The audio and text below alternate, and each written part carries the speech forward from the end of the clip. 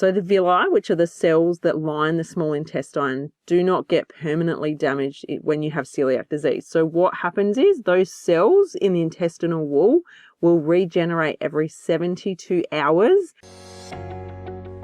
Welcome to the Healthy Celiac Show. I'm your host, Belinda Whelan from belindawhelan.com, and here you will learn to live your very best life with celiac disease.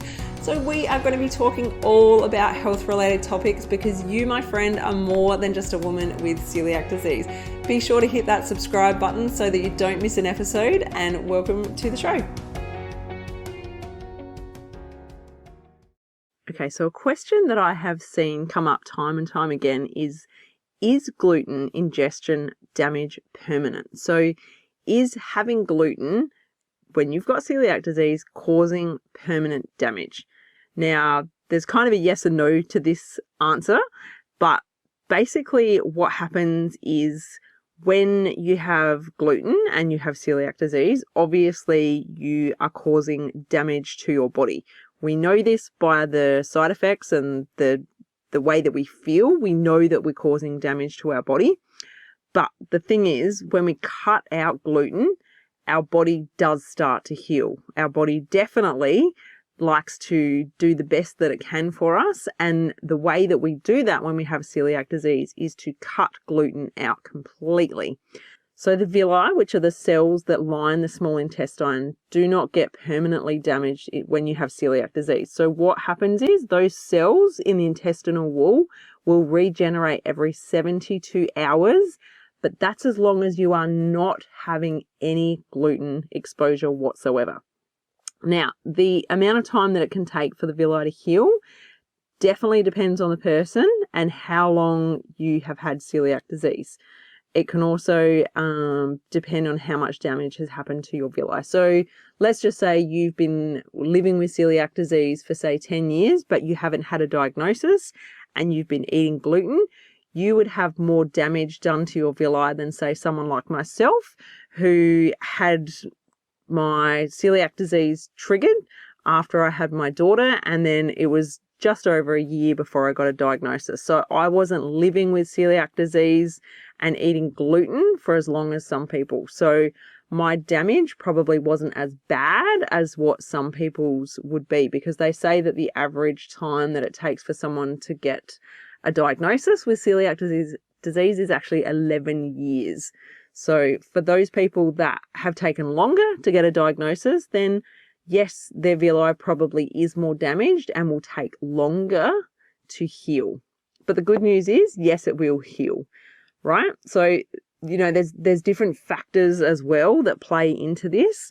So, like I said, the longer that you've had celiac disease without a diagnosis and the longer you've been ingesting gluten, the longer it will take for your body to heal. And then obviously as well, you know, the way that you treat your body afterwards and ensure that you're eating a strict gluten-free diet and eating well and nourishing your body, all of those factors help as well. So I do have an episode where you can tune into, I'll pop a link to it below, and it talks about how to heal your body after you've accidentally had gluten. So do know that if you do accidentally have gluten, you know, it's not going to cause long-term problems for you if it happens very rarely. It's those people that have gluten regularly. You know, a lot of people with celiac disease are not careful, and I'm guessing that's not you because you wouldn't be listening to this podcast if you were careless. I think you're listening to this because you care about your health and you care about your lifestyle and you want to do the best that you can possibly do for your health. So I just wanted to answer that question about gluten damage and it not being permanent. So I hope that helps because I know this keeps coming up for people, and I wanted to put my little spin on that and help you with that answer. So I will, like I said, I'll pop the link to the other episode below so you can have a listen to that. and help you as well if you accidentally get gluten in the near future to help you recover quicker.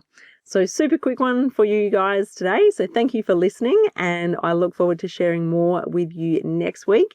As always, if you have any questions or any ideas for a podcast episode, please be sure to send them through to me. You can do that via DM on Instagram. So I'm at The Healthy Celiac, or you can send me an email, info@belindawhelan.com, and I'll be sure to respond to you there. All right. Thanks so much. Take care. Bye. If you enjoyed this episode, head to belindawhelan.com to get yourself a free copy of my exclusive ebook, 11 Mistakes People Make Going Gluten-Free Living with Celiac Disease.